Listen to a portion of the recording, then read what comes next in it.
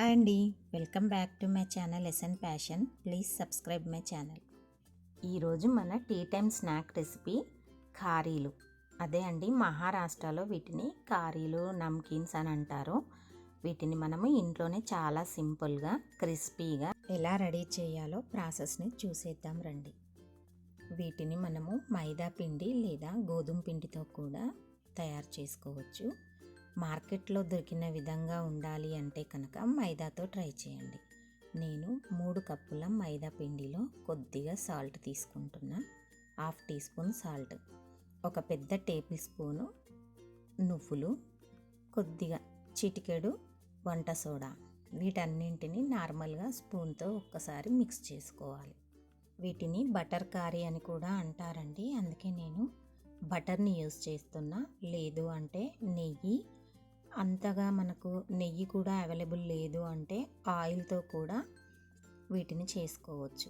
ఇలా పిండిలో 1/2 cup బటర్ని, melted బటర్ని వేసి అంతా ఉండలు లేకుండా చేత్తో రబ్ చేస్తూ కలుపుకున్న తర్వాత కొద్దిగా వాటర్ని వేస్తూ పిండిని కలుపుకోవాలి. ఒకేసారి వేయకూడదండి వాటరు, కొద్దిగా వాటర్ వేస్తూ మనం చపాతీ పిండిని ఎలాగైతే కలుపుకుంటామో అలాగే అంత స్మూత్గా అయ్యేంత వరకు ఇలా ప్రెస్ చేస్తూ బాగా కలుపుకొని ఒక మూత నుంచి పక్కన పెట్టుకోవాలి. కారీలు లేయర్స్గా రావాలి కాబట్టి బైండింగ్ కొరకు 2 టేబుల్ స్పూన్ల కార్న్ఫ్లవర్లో కరిగించిన బటర్ని వేసి మనకు కొద్దిగా థిక్ లేయర్ లిక్విడ్ లాగా అయ్యేంత వరకు కలుపుకోవాలి. కొద్దిగా బటర్ తగ్గిందండి, మళ్ళీ వేసాను. ఇలా ఈ కన్సిస్టెన్సీలో ఉండేంత వరకు కలిపి ఇది కూడా పక్కన ఉంచుకోవాలి. మనము ముందుగా కలిపి పెట్టుకున్న పిండి ముద్దని మళ్ళీ ఒకసారి అంతా బాగా మిక్స్ చేసుకొని సమాన భాగాలుగా వాటిని ఉండలుగా ఇలా విడిచేసుకోవాలి. ఇలా ఉండలు చేసి పెట్టుకున్న తర్వాత కొద్దిగా పొడి పిండిని వేసి, నేను ఫ్లోర్ పైనే చేస్తున్నా అండి. మైదా పిండిని ఇలా ఫ్లోర్ పైన చేస్తేనే కొద్దిగా ఈజీగా వస్తాయి. ముందుగా ఒక ఉండని తీసుకొని చపాతీలా ఇలా అద్దుకున్న తర్వాత చపాతీ పైన మనము గ్రీజింగ్ కొరకు కలిపి పెట్టుకున్న కార్న్ఫ్లోర్ మిశ్రమాన్ని ఒక లేయర్ కలిపి దానిపైన పొడిపిండిని చల్లి హాఫ్కి ఇలా చపాతీని ఫోల్డ్ చేసుకోవాలి. ఫోల్డ్ చేసిన దానిపైన మళ్ళీ కార్న్ఫ్లోర్ లిక్విడ్ని అప్లై చేసి దాని ఎదురు భాగాన్ని కూడా అలాగే చేయాలి.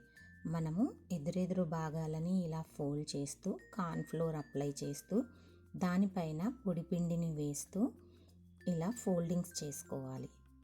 అప్పుడే మనకు లోపల వరకు లేయర్స్ పర్ఫెక్ట్గా వస్తాయి. మళ్ళీ కొద్దిగా పొడిపిండిని వేసుకొని ఇలా చపాతీలాగా మళ్ళీ ఒత్తుకోవాలి. చపాతీలాగా రౌండ్గా అయినా సరే, ఇలా మనకు రెక్టాంగిల్లో అయినా సరే మన ఇష్టం అండి.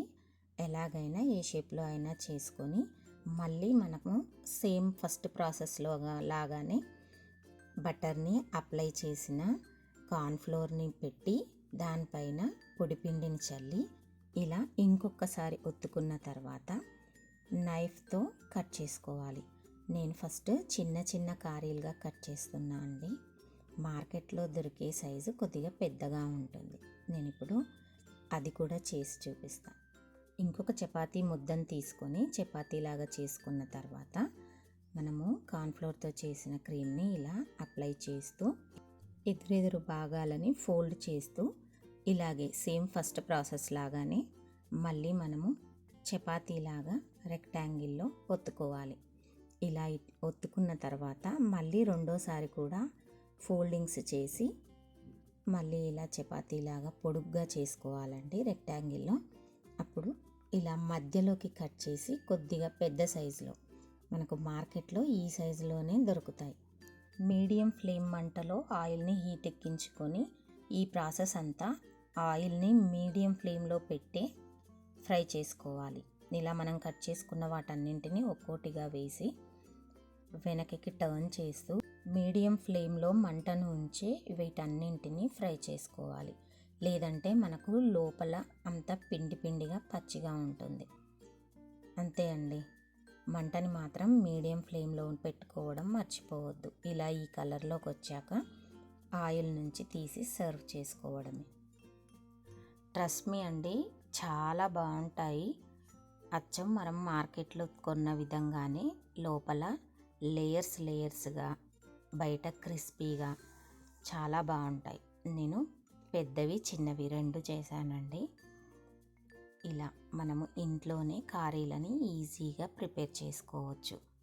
ఎంతో క్రిస్పీగా చాలా టేస్టీగా ఉండే టీ టైమ్ స్నాక్స్ కారీలు. బాగుందా? నచ్చిందా అండి? ట్రై చేసి చూడండి, చాలా బాగా నచ్చుతుంది మీకు కూడా. ఈవినింగ్ టీ టైంలోకైనా పిల్లలకి స్నాక్స్ లాగా పెట్టివ్వడానికైనా చాలా బాగుంటాయి. స్టోర్ చేసుకోవడానికి 1 మంత్ వరకు ఫ్రెష్గా ఉంటాయి. ట్రై చేయండి, వీడియోని లైక్ చేయండి.